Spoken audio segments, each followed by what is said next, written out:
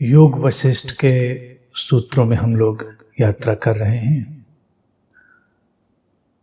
योग वशिष्ठ सार जो पुस्तक मेरे पास है उसमें से हम रैंडम सूत्रों को लेकर चल रहे हैं। आज के लिए हम पहला सूत्र लेते हैं।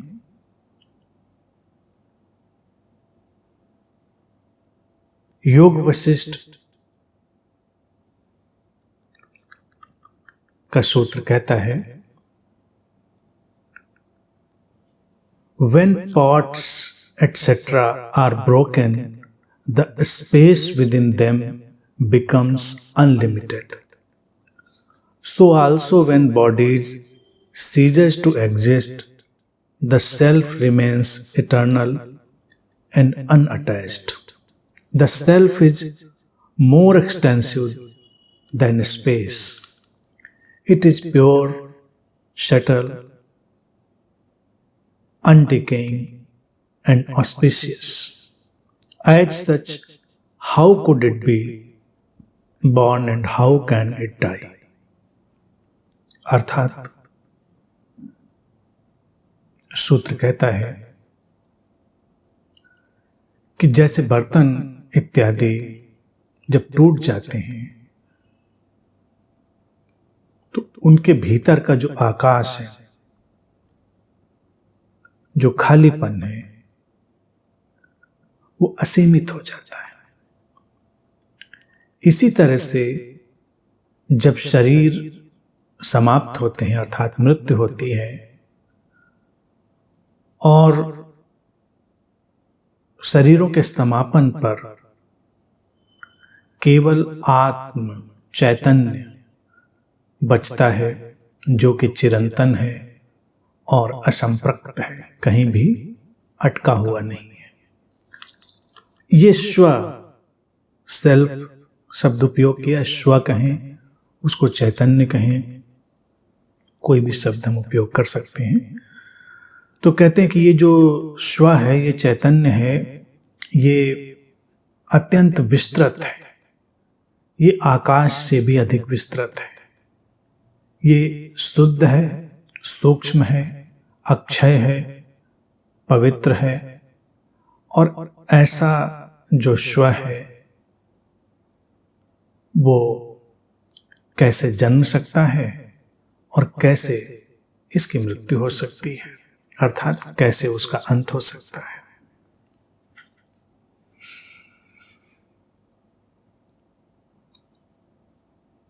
बहुत ही सुंदर ढंग से और बड़े सरल तरह से यहाँ पर ये सूत्र हमारे सामने उस विराट अद्वैत की बात रखता है। और जैसा कि मैं पहले भी कह रहा था जब प्रारंभ किया हम लोगों ने इस यात्रा को, और आज भी हम देखें, भारतीय दर्शन अतुलनीय है। इतने पहले, इतने प्राचीन समय में कहे गए ये सूत्र कितने क्रांतिकारी हैं और किसी भी मत मान्यता अंधविश्वास से परे जाने वाले हैं।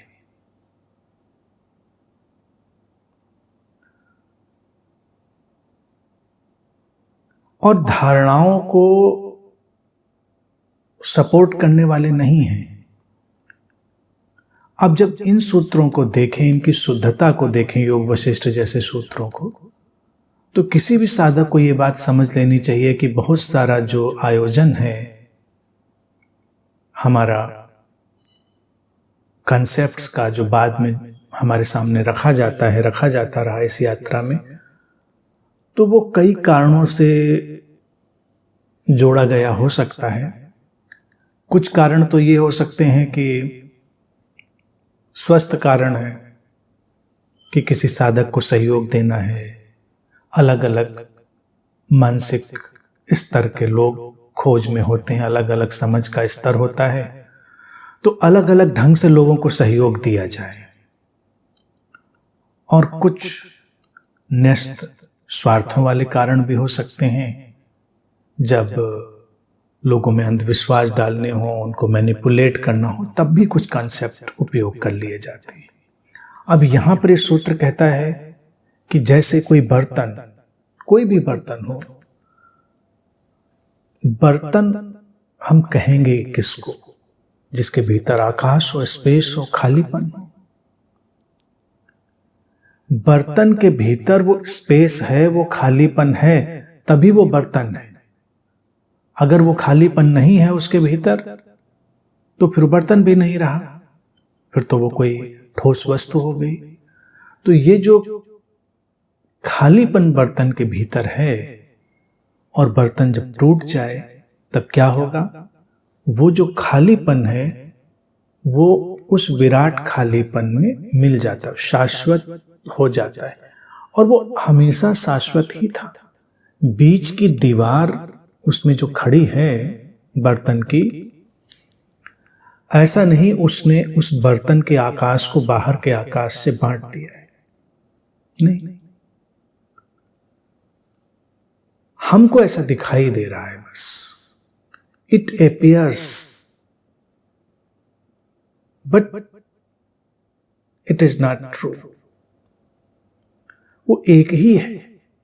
तो सूत्र कहता है कि अब इसको देखो जरा सजगता से कि अगर बर्तन टूटेगा तो क्या होगा। वो अंतर आकाश बहिर आकाश में घुल जाएगा। ये शब्द भी भाषा की सीमा के कारण उपयोग करना पड़ता है, क्योंकि घुल क्या जाएगा, वो तो मिला हुआ ही है। बस बीच का एक जो आभासी दीवार थी वो हट गई। सूत्र कहता है कि इसी तरह से जब हमारे शरीर समाप्त होते हैं,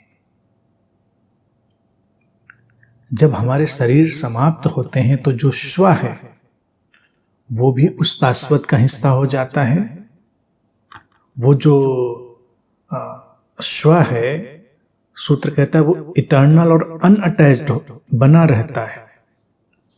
इटर्नल यानी कि शाश्वत, अनअटैच्ड कहीं अटका नहीं, कहीं भी वो सीमित नहीं है। तो इसमें पुनर्जन्म की जो अवधारणा है वो समाप्त हो गई। योग वशिष्ठ का सूत्र पुनर्जन्म की धारणा को समर्थन नहीं कर रहा, और वो बिल्कुल सीधा सत्य कह रहा है। रिबर्थ, जन्म, ये सब जो अवधारणाएं हैं, ये मन को या तो सपोर्ट देने के लिए या किसी बात को ना समझ पाने के कारण, बस इससे ज्यादा और कोई इनका महत्व नहीं है। तो सूत्र इतने स्पष्टता से और इतने अच्छे सटीक उदाहरण से इस बात को हमारे सामने रखता है कि बर्तन को देखो क्या होता है। तो शरीर भी एक बर्तन की तरह है, जिसके भीतर से वो चैतन्य प्रकट हुआ, वो शाश्वत, असंप्रक्त, इटर्नल और अनअटैच्ड सेल्फ। उसको देखिए, ये सब शब्दों के हेर फेर है। सेल्फ, आत्मा, स्व, चैतन्य, स्रोत, समग्रता, टोटलिटी, परमात्मा। हम ये बस जाने कि कुछ ऐसा जो शाश्वत, तो इस शब्दों की पारिभाषिक जो अड़चन है वो समाप्त हो जाएगी। इसीलिए इटर्नल, शाश्वत। अब शरीर समाप्त हुए तो उसके पीछे हमको कुछ खोजना नहीं है कि इसके पीछे क्या बचेगा क्या नहीं बचेगा। ये शरीर और मन इस स्थान और समय की ही रचना है। ये इस स्थान और समय के लिए ही निर्मित है। मृत्यु होगी, शरीर की उपयोगिता पूरी होगी, और स्थान और समय में ये शरीर सीज हो जाएगा, जैसा कि सूत्र कह रहे, समाप्त हो जाएगा, विलीन हो जाएगा। तब बचेगा क्या? वही शाश्वत धारा। लेकिन जो व्यक्तिगत सत्ता है, व्यक्तिगत सत्ता नहीं होगी कोई। व्यक्तिगत सत्ता अभी है और अभी के लिए उसका उपयोग है, अभी के लिए वो एक फंक्शनल रियलिटी है। आगे सूत्र कहता है कि और ये जो स्व है ये आत्म है जो, तो इसको हम ऐसे देख सकते हैं कि आकाश का उदाहरण तो हमने दिया, बर्तन का आकाश जो है वो शाश्वत बना रहा, लेकिन ये आकाश से भी विस्तृत है, विराट है, व्यापक है, शुद्ध है, सूक्ष्म है, अक्षय है, पावन है। और जब ये ऐसा है कि शुद्ध बना रहता है, अक्षय अनडिकेइंग बना रहता है और हमेशा पावन बना रहता है, ऐसा स्व न कभी जन्मता है न मरता है। तो अगर हम कहें कि कोई बुद्ध, कोई संत, कोई ऋषि, उसके लिए हम ये शब्द उपयोग करें कि वो न जन्मता है न मरता है,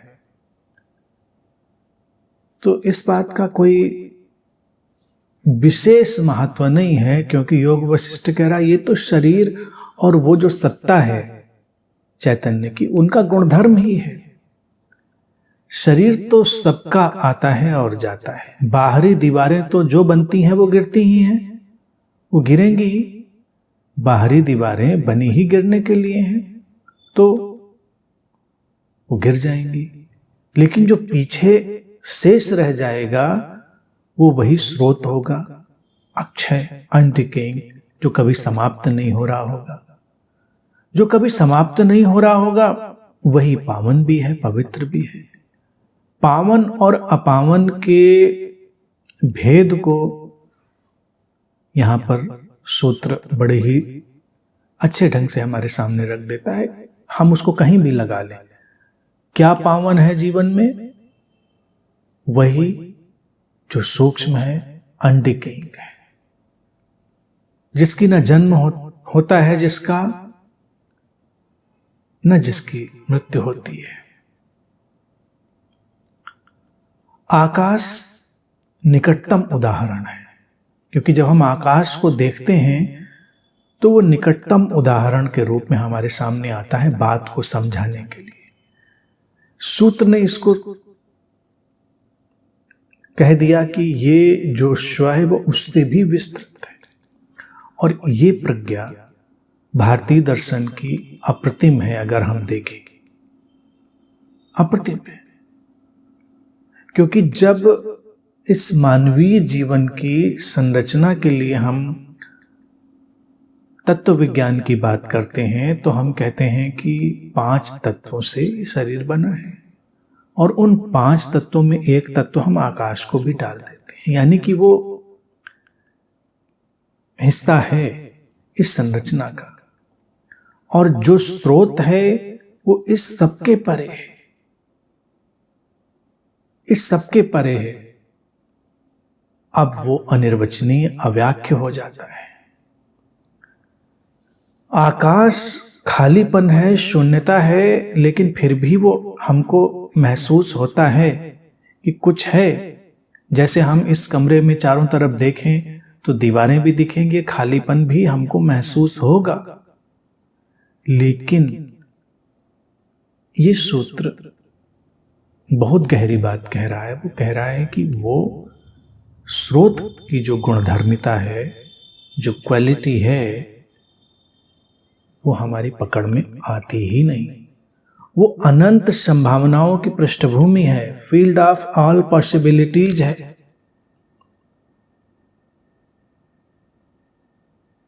उसको पकड़ना, समझना संभव नहीं है। इसीलिए वो आकाश से भी विस्तृत है, सूक्ष्म है।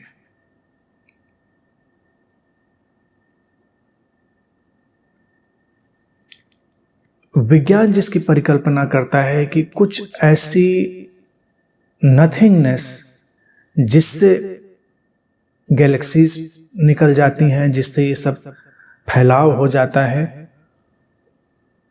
वैसी कोई चीज होनी चाहिए।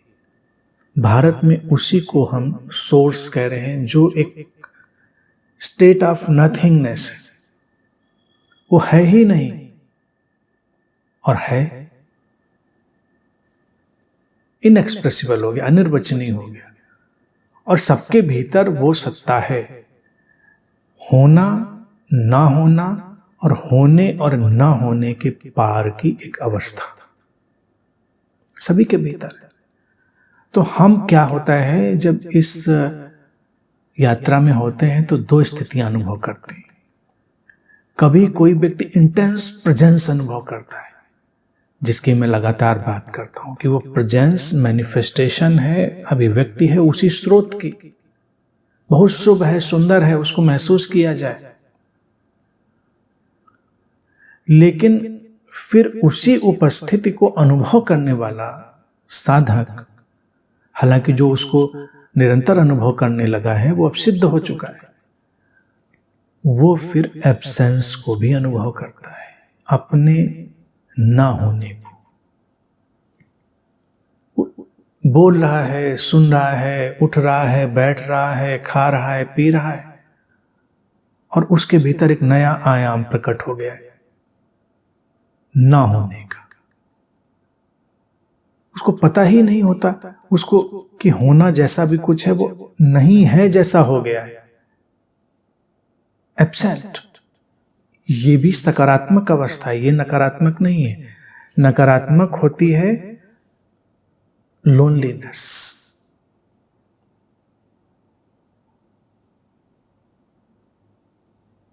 एकाकीपन।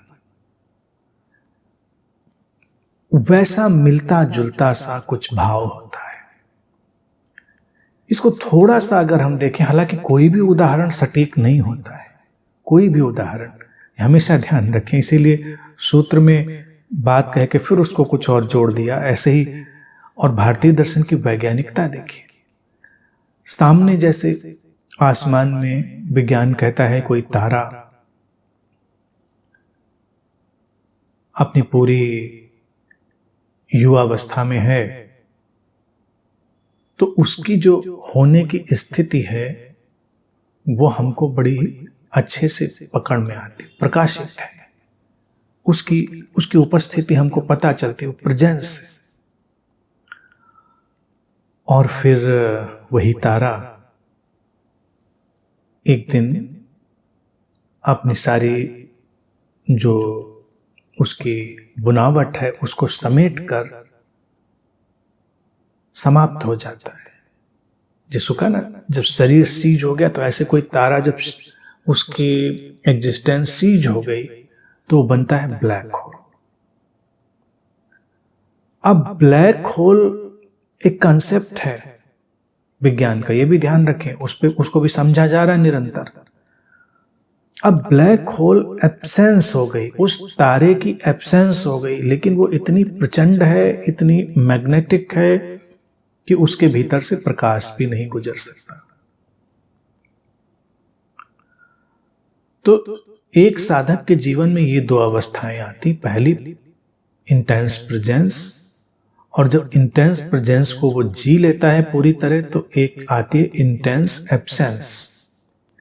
इसीलिए एक बुद्ध के पास व्यक्ति को घबराहट होती है, परेशानी होती है, क्योंकि वो एब्सेंस में जी रहा है, प्रेजेंस समझा रहा है, वो प्रेजेंस की बात कर रहा है, क्योंकि प्रेजेंस पहला पड़ाव है, अगला पड़ाव एब्सेंस का है। तो जैसे ब्लैक होल में सब खींच लिया जाता है और कुछ भी बचता नहीं, उसके पास कोई गुजर जाए, तो ऐसे ही जब कोई बुद्ध उस अवस्था में है, एब्सेंस की अवस्था में,